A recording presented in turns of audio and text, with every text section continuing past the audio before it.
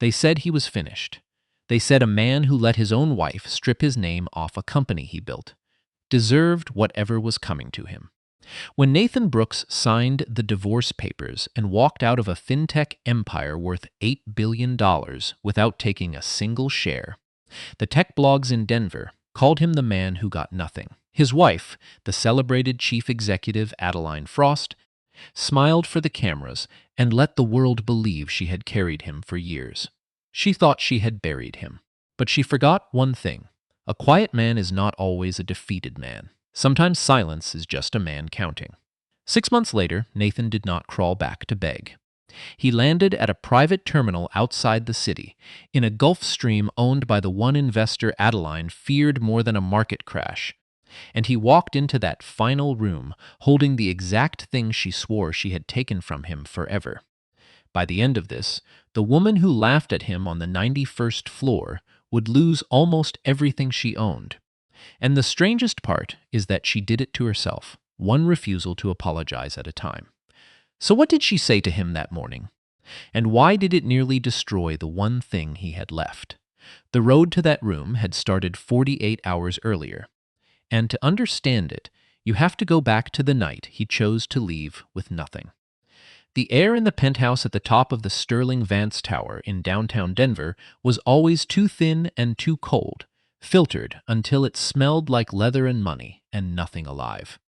Nathan stood by the floor-to-ceiling glass, looking out at the grid of the city. Far below, the street lights laid out like a circuit board he could have drawn from memory. He had drawn most of it, in a way. Behind him, ice clicked against crystal, slow and unhurried, the sound of a person who believed they had already won. Stop making this dramatic, Nathan. It is a standard separation. My attorneys drafted it. It is clean and it is fair. Adeline Frost did not look up when she said it. She sat on the pale Italian sofa, scrolling through her phone, checking the overnight numbers out of the Asian markets. Every bit the woman the financial press had crowned the future of payments.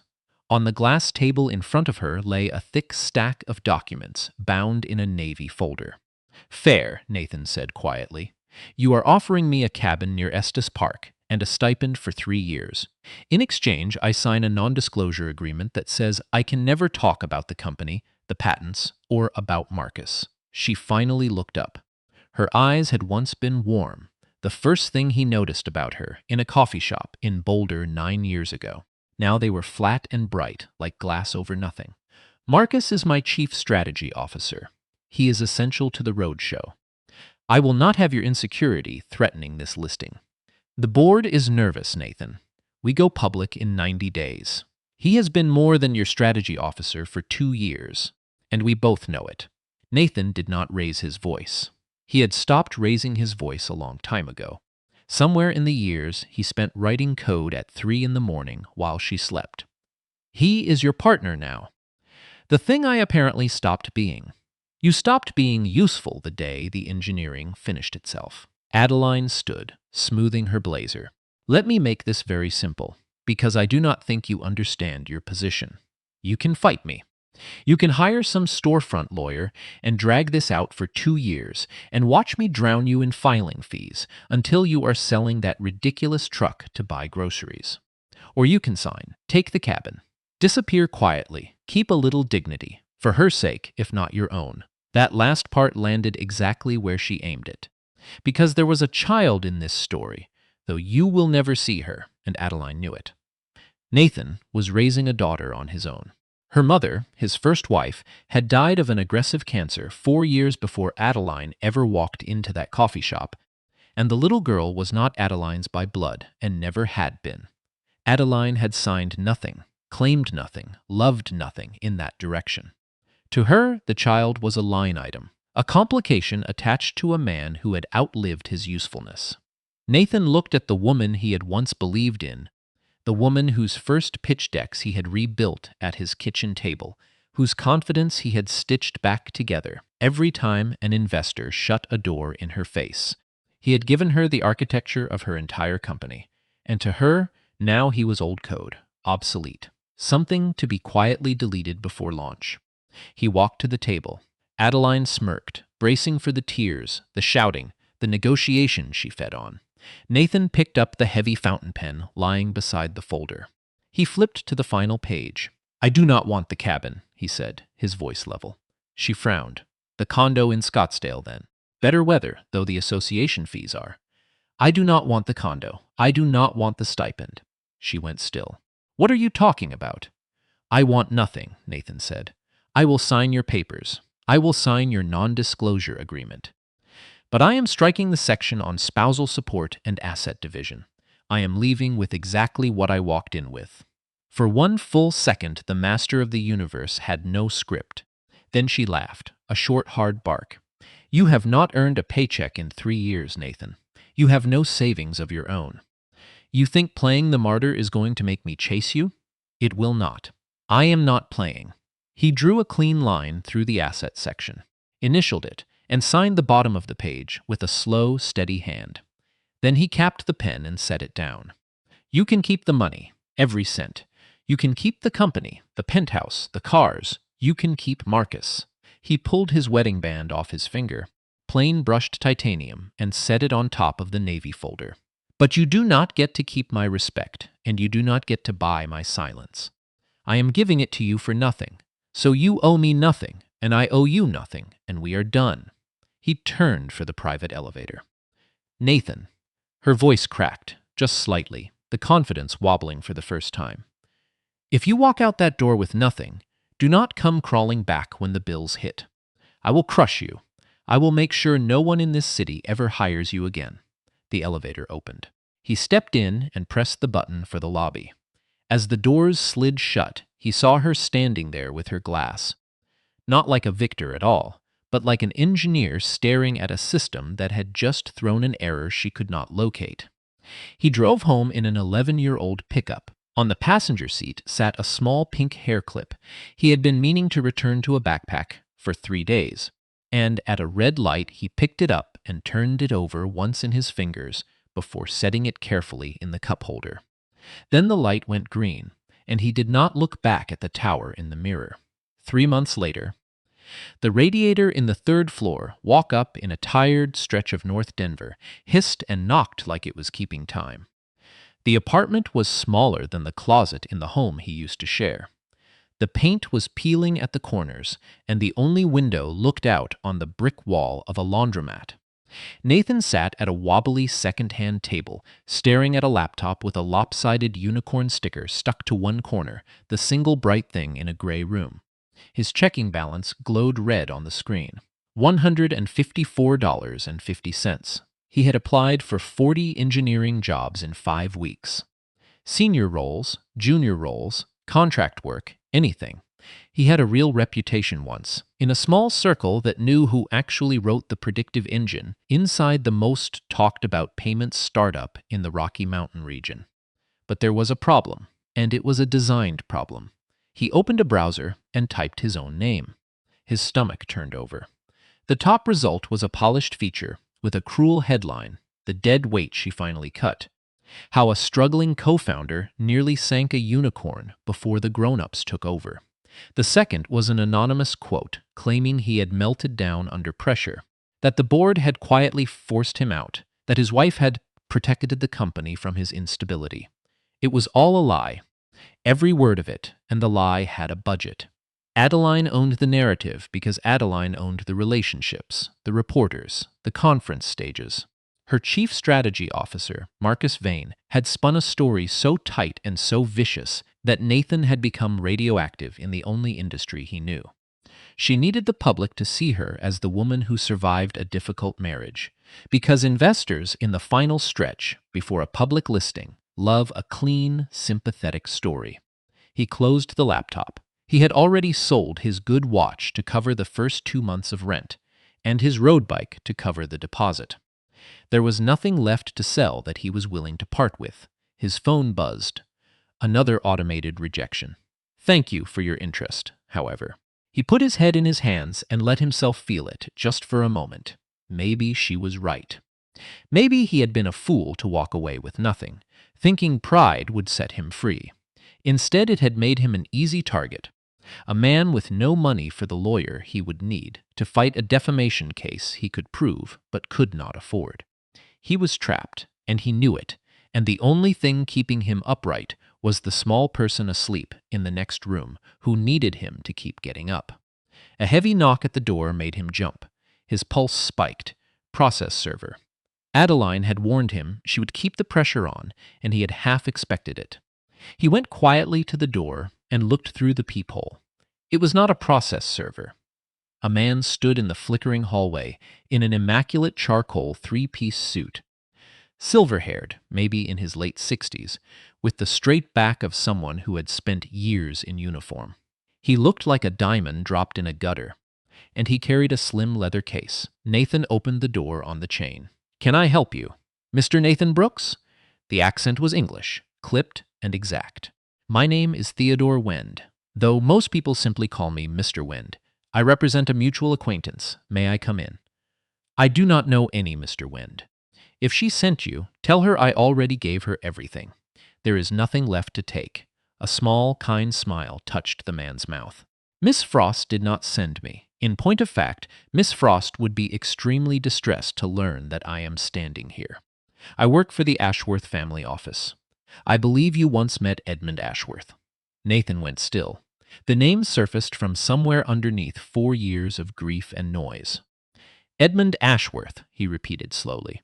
"The Ashworth Group, the very same. He has been searching for you for the better part of 6 months, Mr. Brooks. You are, if I may say, a difficult man to locate when you would rather not be found. He read the articles.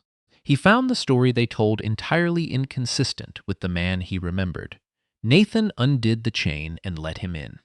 Wend stepped into the cramped room without a flicker of judgment, only a quiet, attentive stillness, the way a person looks at evidence. "Why is Edmund Ashworth looking for me?" Nathan asked, gesturing at the only good chair. He stayed on his feet. "Because 3 years ago, before any of this, you did something that very few men would have done." Wend set the case on the table and opened the latches. "You were a senior engineer on a vendor contract auditing payment infrastructure. You found a flaw, a serious one, a 0-day vulnerability in a clearing system that, had it been discovered by the wrong people, would have exposed the financial records of roughly 9 million customers, including the entire private banking division of the Ashworth Group." Nathan nodded slowly. "I remember. I flagged it, wrote the patch over a weekend, and handed it up the chain. I told them to fix it quietly so it would never get exploited. I did not take credit. I did not want the panic. You could have sold that flaw on the open market for a sum that would have changed your life. Criminals pay extraordinary money for a key like that. Instead, you closed the door, told no one, and walked away." Wend looked at him directly. Edmund Ashworth never forgot the engineer who handed him back 9 million people's safety and asked for nothing. "It took his security team the better part of a year to even learn your name, because you had buried it so thoroughly. He meant to thank you long ago, but by the time he found you, you were married to Adeline Frost. You appeared successful, and he assumed you were content. So he kept his distance." Wend continued, his voice dropping a register. "When the news of your divorce broke, and in particular when he saw the terms of it, he became suspicious. A man does not walk away from billions in equity for no reason. So he had his people look into Miss Frost. Not the public filings, the real ones." Nathan frowned. "She is ruthless, but she is not a criminal." Wend slid a single sheet across the table. It was a wire record from a shell company registered in the Cayman Islands, routing $300 million into an account called Vane Holdings. "Vane," Nathan breathed. "Marcus." "Exactly. She is moving money to her chief strategy officer to keep it off the books before the auditors finish their work ahead of the public listing." Wend set down a second document, a patent filing. "But this is the part you need to see. Look at the named inventor." Nathan picked it up. The patent covered the predictive transaction engine, the beating heart of the entire company. The named sole inventor was Adeline Frost. He turned to the technical appendix, and his breath caught because the logic tree printed there was his. He knew every branch of it. He had built it over a brutal stretch of 72 hours in the winter 4 years ago. when the beta kept failing, and Adeline was in a panic on the phone with their lead investor. And there, buried in the code comments, was a single line he had typed himself at 4 in the morning. Check redundancy on this branch before ship in B. In B, he said quietly. Nathan Brooks. That is mine. That is my work. My comment, my engine. She patented it under her name alone, Wen said, and his voice went hard as iron. She claimed sole inventorship. The entire company is built on your mind, Mr. Brooks. And then she spent 2 years convincing you that you were the one who could not keep up. She did not simply hide assets during a divorce. She built an empire on intellectual property she stole from her own husband, and she erased the inventor so completely that the world now believes you were the dead weight. Nathan felt the nausea come first, and then a cold, clean anger settle in behind it. It was not about the money. It was the erasure.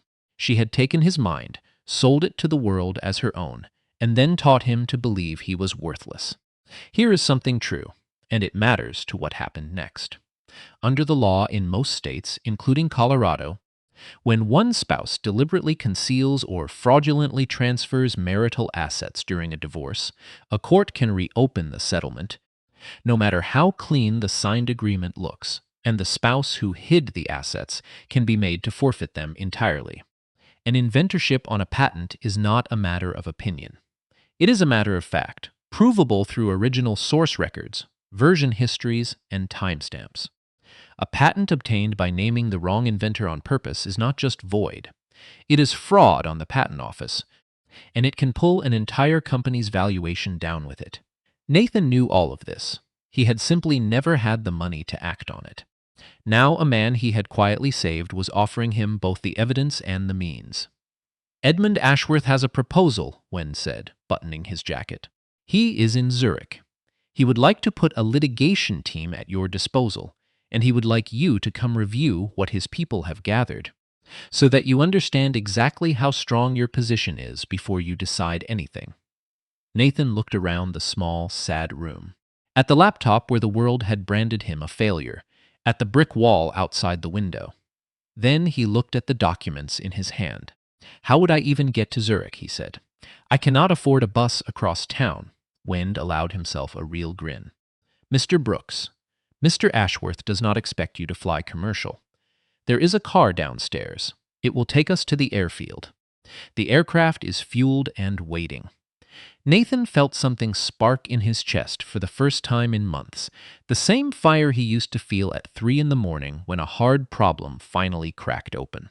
He looked, for one beat, at the closed door of the next room, where the only person who still needed him was sleeping, then made a quiet phone call to the kind older woman across the hall who watched her sometimes and grabbed his work jacket. Let me make one arrangement, he said. Then let us go. The car was a Maybach, and it moved through the wet streets in a heavy silence, broken only by the hum of tires on rain-slick asphalt. Nathan sat in the back, gripping the worn cuff of his jacket, the leather seat under him a ghost of a life he thought he had given up. When the car rolled onto the tarmac, the world was a blur of rain and runway lights, and there, gleaming under the floods like a silver blade, sat the Gulf Stream. A flight attendant in a crisp Navy uniform met him at the bottom of the stairs with an umbrella.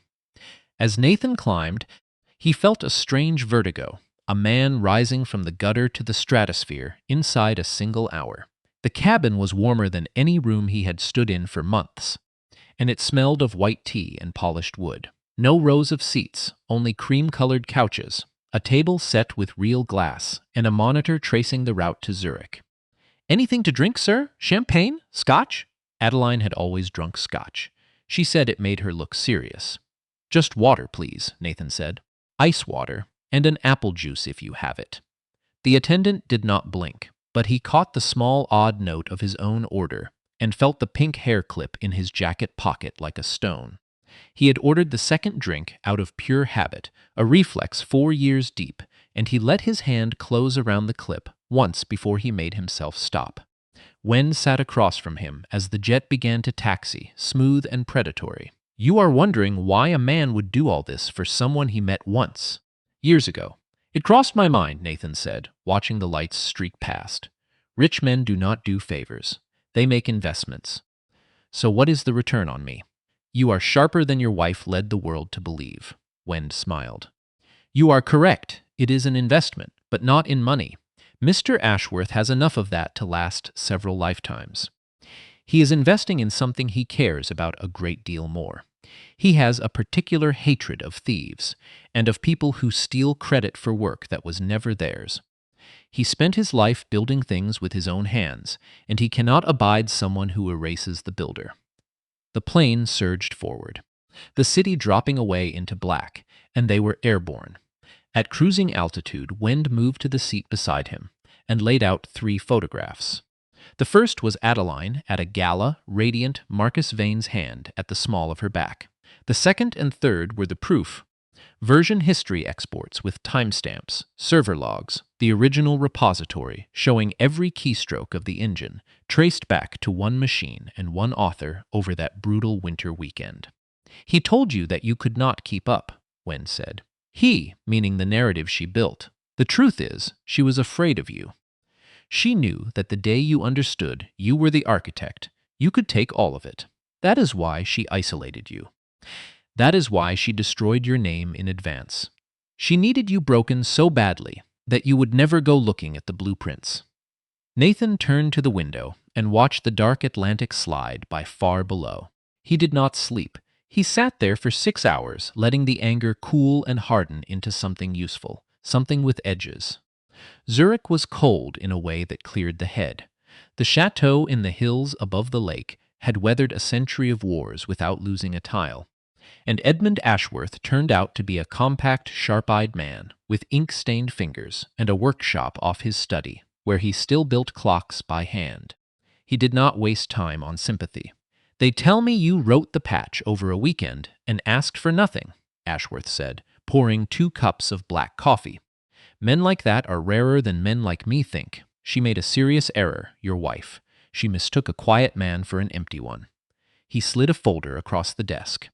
My attorneys at Whitcomb and Reyes are the best in the country for this. Eleanor Reyes will lead it personally. She has already read your file twice. She says, and I quote her exactly, that this is the cleanest fraud case she has seen in 20 years. And she does not say things like that.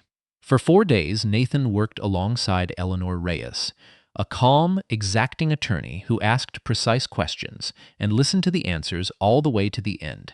The first person in years who treated his mind as the asset it was, rather than a threat to be managed. They mapped every transfer, authenticated every timestamp, and built the case branch by branch the way he had once built the engine itself. By the end of the week, he was not the man the blogs had buried. He was the architect, and he was coming home to collect. The reckoning did not happen in a courtroom. It happened on the morning of the public listing, in front of the cameras Adeline loved so much. She rang the opening bell to applause and confetti, Marcus Vane at her shoulder, the company she had stolen valued in the billions for one shining minute. And then the news broke across every screen at once because Eleanor Reyes had timed the filing to the second. The federal regulators announced an emergency action freezing the company's assets pending an investigation into concealed transfers and fraudulent inventorship on its core patent. The stock, halfway through its first morning, was halted. The confetti was still drifting down when the phone in Marcus Vane's hand lit up with an alert from the bank. Assets frozen pursuant to federal court order. The party was over before it had finished starting. In the 3 weeks that followed, Adeline Frost's world came apart, and it came apart by her own hand, exactly as she had built it. The investigation froze her personal assets. The board, staring down a class action from investors who felt defrauded, voted unanimously to remove her as chief executive. And through all of it, she never once admitted she had done anything wrong. In every statement, in every leaked email, she insisted she had followed proper process, that the engine was a team product, that inventorship was a technicality, that she had merely protected the company. She doubled down to the very end, certain her version of events was the only real one. Marcus Vane did not stay to find out how it ended. The day his cards were declined, he packed his luggage and walked out of her life, telling her flatly that he had partnered with a billion-dollar company, not a federal indictment, that she was radioactive now, that she was done. The man she had broken her marriage for could not get out of the building fast enough. The last act played out in a conference room, high above the city, gray sky reflected in a long, polished table. On one side sat Adeline, beside a court-appointed attorney, because the expensive firm she once kept on retainer had resigned over unpaid bills. Across from her sat Edmund Ashworth and Eleanor Reyes, and at the head of the table sat Nathan Brooks. He wore a plain dark suit. She looked smaller than he remembered, her shoulders rounded, her tailoring loose, as if she had lost 20 pounds of certainty in 20 days. She could not meet his eyes. "Let us keep this simple," Eleanor Reyes began, sliding a document across the table. "The regulators are prepared to offer leniency on the criminal counts if Miss Frost admits, in writing, that the intellectual property belongs to Mr. Brooks and that she knowingly filed a false patent." "If I admit that," Adeline whispered, her voice gone thin, "I lose the company, I lose the patent. I lose everything." "You have already lost the company," Ashworth said calmly.